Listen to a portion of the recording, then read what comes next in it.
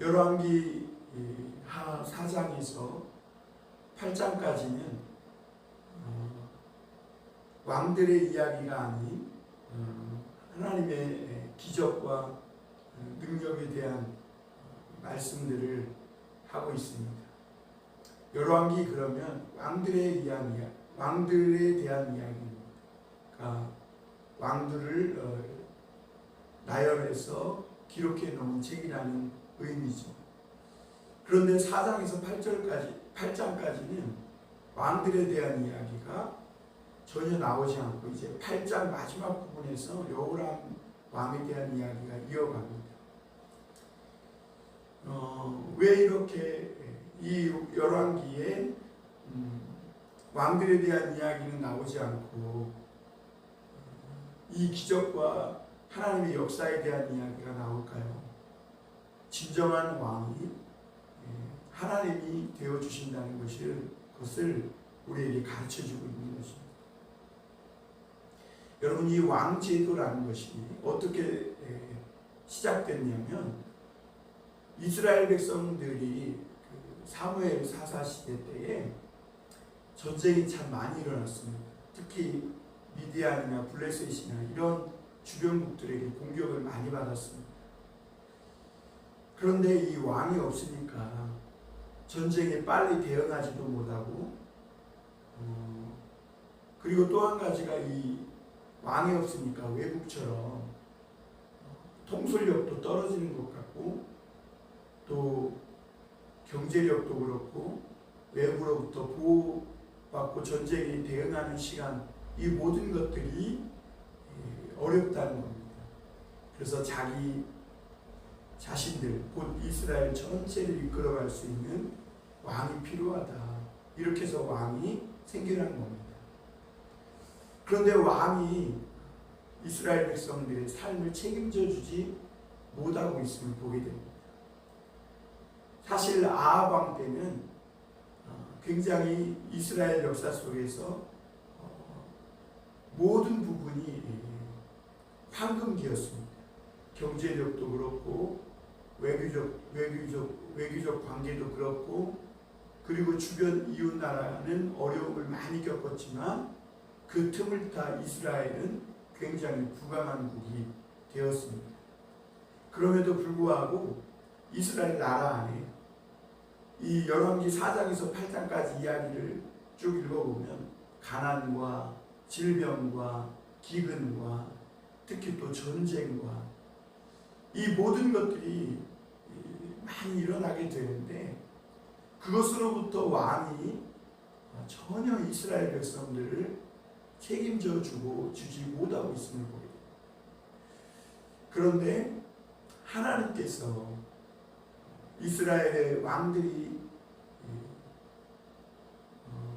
이 이스라엘 백성들의 삶을 책임져 주지 못할 때 하나님이 직접 개입하셔서 그들의 진정한 왕이 되어 주셔서 가난한 백성들을 하나님께서 찾아가 역사해 주시고 또 그 극한 상황에서 건져 주시고 전쟁을 막아 주시고 질병을 고쳐 주시고 하나님께서 직접 이 이스라엘 사람들의 삶에 작은 부분까지 하나님이 개입하셔서 구체적으로 아주 세밀한 손길로 돌보시고 있는 걸 보게 됩니다. 특별히 오늘 4장 1절에서 7절까지의 말씀은 선지자 생도의 아내에 대한 이야기입니다. 선지자 생도라는 것은 오늘날을 말하면 신학생입니다. 그 신학생인 남편이 죽고 이 아내는 어린 두 아들과 남겨지게 된 겁니다. 그런데 이 남편이 죽고 아내 혼자 남은 여인 혼자 남은 것도 큰 어려움이고 또 인생을 살아갈 앞날이 막막한 것인데 거기에 두 아들이 또 딸려 있습니다. 그리고 게다가 빛이 있는 거예요. 이 선지자 생도가 이 신학생이 빛을 남기고 떠나간 거예요. 그러니까 이제 조금 있으면 이 빚쟁이가 와서 두 아들을 데려다가 종으로 삼으려고 한다는 거죠. 왜냐하면 당시 빚을 준 사람은 빚을 갚지 못하면 종으로 데려다 6년 동안 부릴 수가 있었거든요. 희년이 되기까지. 그러니까 이 아내의 마음에, 이 여인의 마음이 굉장히 낙심하고 상심하게 된 겁니다. 여러분, 이 부분을 우리가 좀 생각해 볼 필요가 있습니다.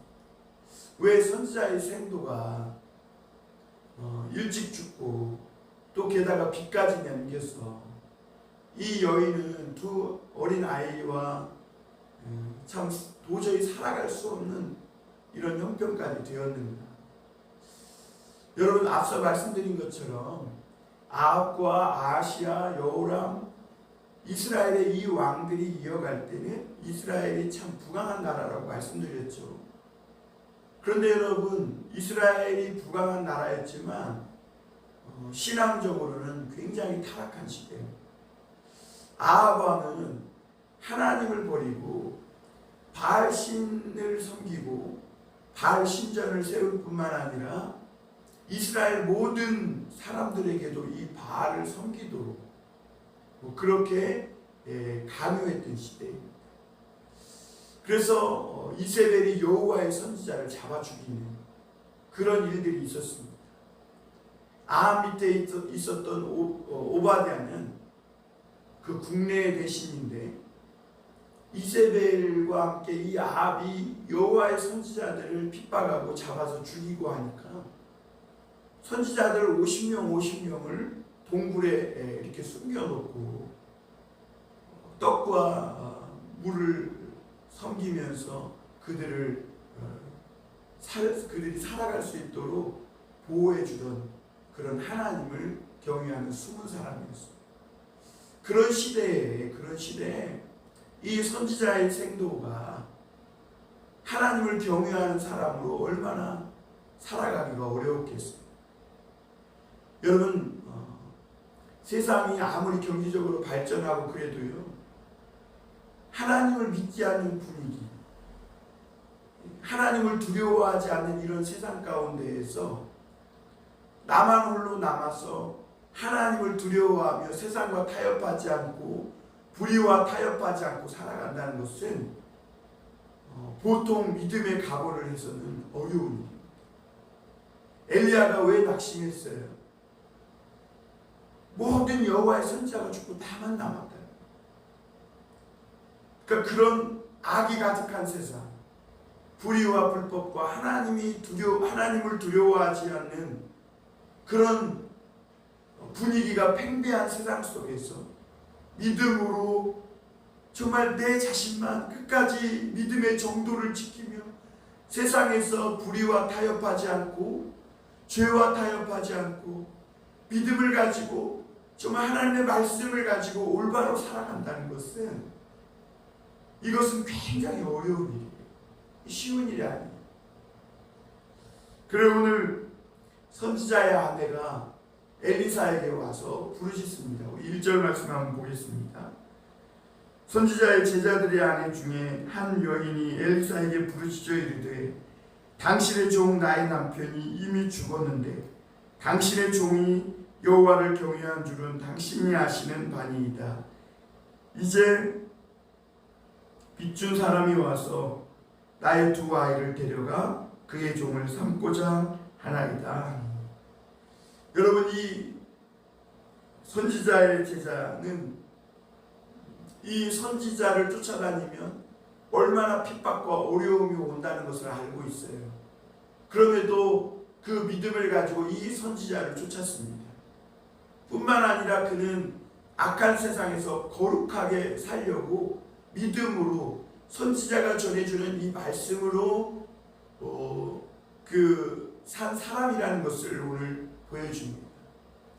여러분, 그러나 그런 영적인 삶을 또 믿음의 삶을 또 모든 하나님을 두려워하지 않는 세상 한복판에서 하나님의 말씀을 가지고 하나님을 두려워하며 거룩한 삶을 살았다고 해서 그에게 남겨진 것이 대단한 부와 명예입니까?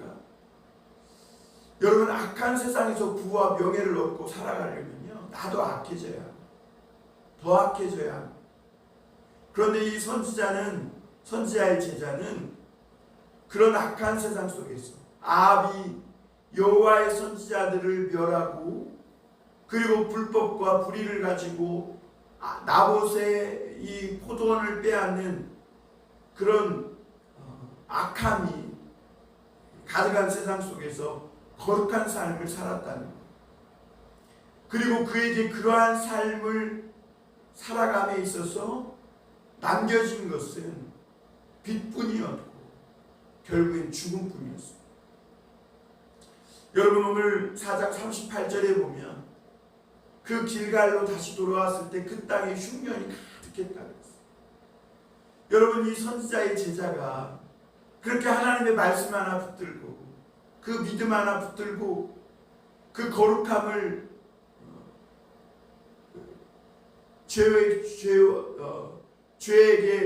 죄와 타협하며 버리지 않으려고, 그 양심 하나 팔아먹지 않으려고 그렇게 믿음으로 산 대가는 죽음이었고 그리고 빚뿐이었음을 보입니다. 그래 이 선지자 제자의 아내가 이 두 아들과 이제는 더 이상 살 수 없기에 오늘 엘리사에게 와서 부르짖습니다. 그랬더니 엘리사가 내가 너를 위해 어떻게 하리? 내 집에 무엇이 있느냐? 이렇게 말합니다. 내가 너에게 무엇을 어떻게 하리? 내 집에 무엇이 있느냐? 내 집에 무엇이 있느냐? 이게 중요합니다. 그랬더니 이 여인이 대답하기를 계집종의 집에 기름 한 그릇 외에는 아무것도 없나. 여러분, 너무 참 비참하고 오늘 이 말씀을 보면서 마음이 착잡해지지 않아요?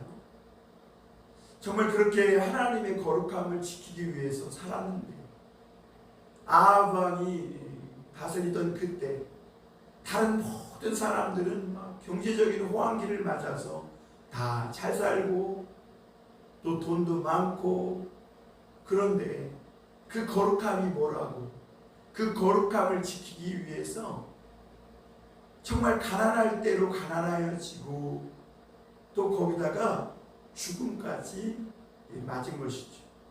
아마 이 선지자의 제자의 죽음이 성경에 기록되어 있지 않지만 아합과 아시아 시대라고 볼 때에 그 시대는 이 선지자의 제자가 이 선지자를 쫓아다님으로 또 하나님을 경외하는 자이기 때문에 죽었을 확률이 높아요.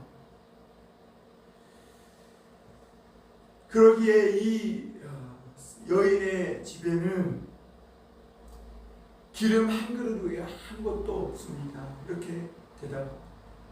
그런데 여러분, 놀라운 사실은요, 이렇게 하나님의 이름 때문에 가난해지고 또 세상에서 큰 환난을 당해서 더 이상 살 수 없는 지경에 이른 이 선지자의 제자의 집을 하나님이 돌보아 주십니다. 중요한 것은 이제 그들이 왕을 삼은 그 사람 왕은 모든 백성들의 삶을 다 책임져 주지 못하고 그 가난을 해결해서 살 수 있도록 그 생명을 보호해 주지 못했지만 우리의 진정한 아버지가 되어주시고 왕이 되신 주님께서 결정적인 순간에 이전에도 그랬지만 결국에는 하나님이 지키시고 보호해 주시고 모든 삶을 살아가도록 인도해 주시는 왕이요 가장이 되어 주심을 오늘 우리에게 가르쳐주고 있는 겁니다. 여러분, 오늘 이게 중요합니다. 오늘 나에게 무엇이 있느냐? 여러분, 기름 한 그릇 외에는 아무것도 없나이다. 아니에요. 그 기름 한 그릇이 모든 것을 다 가집니다. 여러분, 어떤 사람에게는 건강 외에는 아무것도 없습니다. 아니요. 그 건강, 하나님께서 그 건강을 통해 모든 삶의 문을 열어주십니다. 여러분, 오늘 이 여인의 집에 이 그릇 한 그릇 외에 아무것도 없다고 했지만 오늘 엘리사는 너는 밖에 나가서 그릇을 빌리라는 거죠.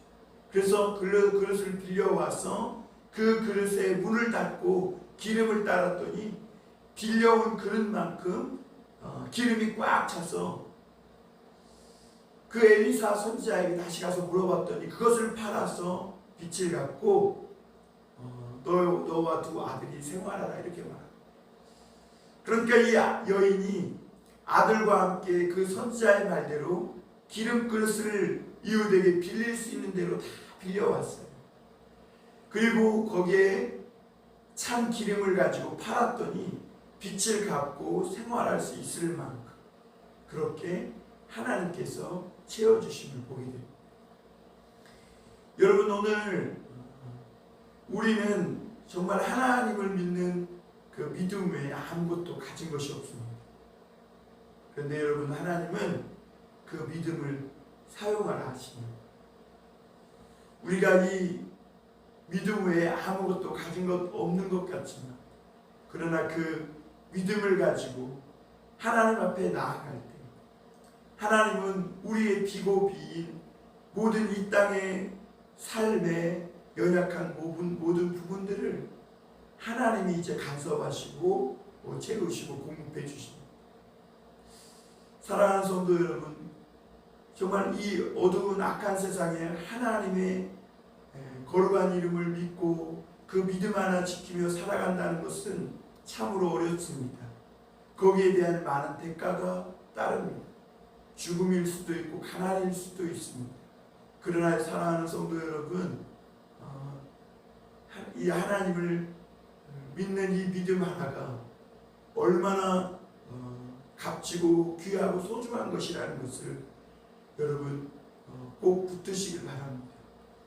오늘도 하나님은 그 내게 남은 마지막 그 하나, 그것을 통해 우리의 삶을 기름지고 값지게 바꾸시는 역전의 하나님이십니다.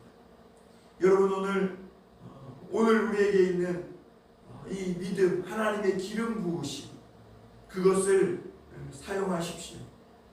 하나님 앞에 믿음으로만 나아가고 믿음으로 우리의 비고비인 이 빈잔을 주님께 높이 들 때 하나님은 우리의 빈잔마다 다 채우시고 공급해 주시는 하나님이신 줄 믿습니다.